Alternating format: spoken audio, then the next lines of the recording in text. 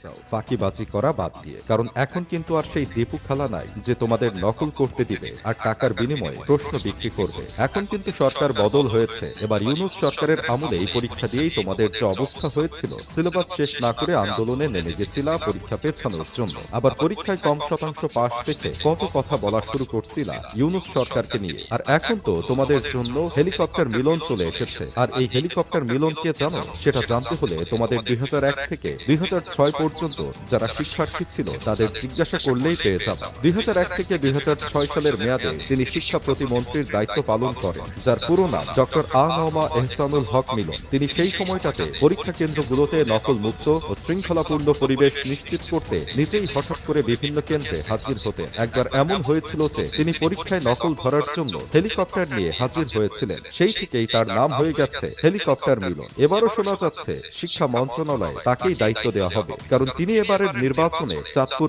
1 কোচো আসনে ধানের শীষ প্রতীকের প্রার্থী হয়ে বিপুল ভোটে জয়লাভ করেছেন। তাই বলছিলাম, এখনো যদি তোমাদের নির্বাচনের আমেজ না শেষ হয়, ফেসবুকে মিম শেয়ার করার আমেজ শেষ না হয়, তাহলে তাড়াতাড়ি শেষ করে খাতা কলম নিয়ে পড়ার টেবিলে বসে যাও। কেননা হেলিকপ্টার মিলন ভাই অলরেডি কিন্তু পোলাপানকে বলে দিয়েছে, কি বাচ্চারা পড়াশোনা করছো তো, এখন কিন্তু পরীক্ষায় আর নকল চলবে না। যে দায়িত্ব হাতে নেওয়ার আগে ঘোষণা দিয়ে ফেলছে, তাহলে দায়িত্ব হাতে নিলে কি হতে পারে আপনি নিজেই একবার কল্পনা করে দেখুন। কি কল্পনা করতে গিয়ে শরীরের লোম দাঁড়িয়ে যাচ্ছে? দাঁড়িয়ে যাওয়ারই কথা। কেননা যে ব্যক্তি হেলিকপ্টারে করে নকল ধরতে আসতে পারে, তার মতো ডেঞ্জারাস ব্যক্তি কি দুনিয়াতে আর একটা আছে নাকি? তাই বলছি, সময় নষ্ট না করে পড়াশোনা করো। আর যদি পড়াশোনা না করো, তাহলে নকলের ধান্দা করতে হবে। আর নকলের ধান্দা করলে মিলন ভাই ধরে ফেলবে, আর ক্যারিয়ারের সানডে মানডে ক্লোজ হয়ে যাবে। তবে আমাদের হেলিকপ্টার মিলন ভাই পোলাপানদের এখনই যেভাবে ভয় দেখানো শুরু করছে, তাতে তো মনে হচ্ছে আর কয়দিন গেলে হেলিকপ্টার মিলন ভাইয়ের বিরুদ্ধে আন্দোলন করা শুরু করবে। কেননা এই দেশের পোলাপান তো